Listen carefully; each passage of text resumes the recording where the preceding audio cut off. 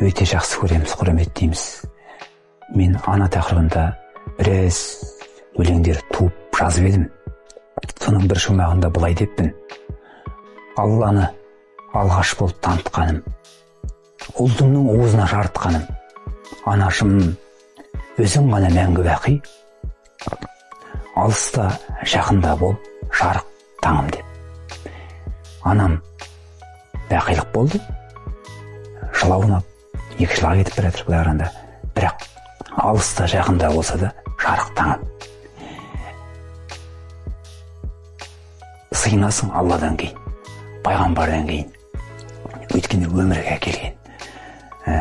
Және менің анам өзімнің сөзбен емес, көзбен тәрбиеледі.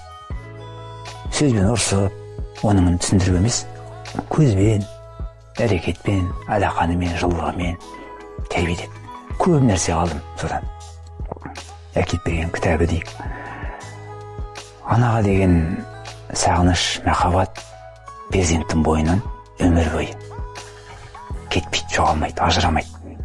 Және басқа халықтарды айтпайын, өз халқым, өзім қазағымның аналарын алып қарасам, ана деген сөздің өзінде үлкен мән жатыр. Жайдан жай әріптерді жиынтық емес, ол Алланың наметіне адал деген сөз. Болмаса адамның нағыз адамы дегенді білдіреді ана деген сөз. Сондай мағынаны сыйғызуға болады, жақсы мағыналарды. Ана болу, дүниеге перзент әкелу үлкен жауапкершілік. Сондықтан ана мен баланың арасындағы байланысты осылай түсінер едім: адамдыққа тәрбиелеу.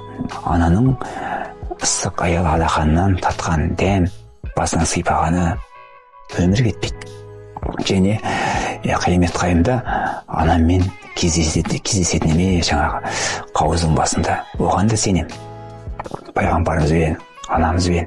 Өйткені қоштасар сәтінде көрдім, жүрекпен сөйлестік. Тілмен емес, жүрекпен, көзбен. Сондықтан әр қазақтың анасы өзінің бір ең маңыздысы ғой, ең ұмытпайтын. Ол аналар өлмейді, аналар мәңгі жасайды. Іс-сапармен барайын, демалысқа барайын ауылға, анама әр барған сайын бір көйлек, бір орамал апарып.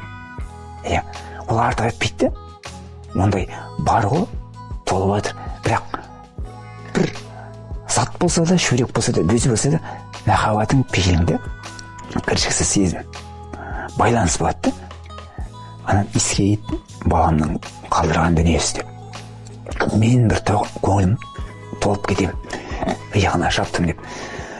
Бір әдетке айналып кетті, сондай жақсы бір. Ол да бір құдайлық нәрсе деп ойлаймын, тәрбиелік мәні бар, қасиетке айналады, ақжолық, кіршіксіз, өзің бар қолымен шапқан нәрсе.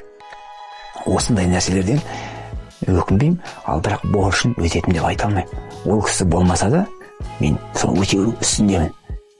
Анамды жиі есіме алам, адамның жүрегіндегі ойындағы есік алу ең бағалы нәрсе деп ойлаймын. Өйткені ол сенен тыс келеді, сағыныш келеді. Кейде сондай деді, өлең жазам, бәлкім басқа бір дүние туады, жетелейді. Есіңе түседі, түсіңде көресің кейде, сирек болса да.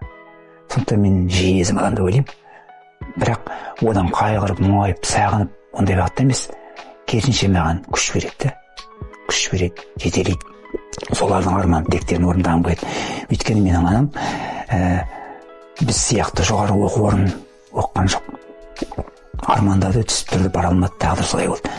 Қадыр Мырзали атамыздың анасының басындағы бейітіндегі сөз бар ғой: байдан да көрмей қызықты, баладан да көрмей қызықты, өмірден өтті бір пенде дейді.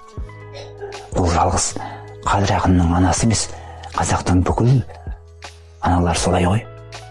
Күйеуінің де, ұл қызының да қызығын емес, қайта солардың адам ұлы жолында бейнетін көреді.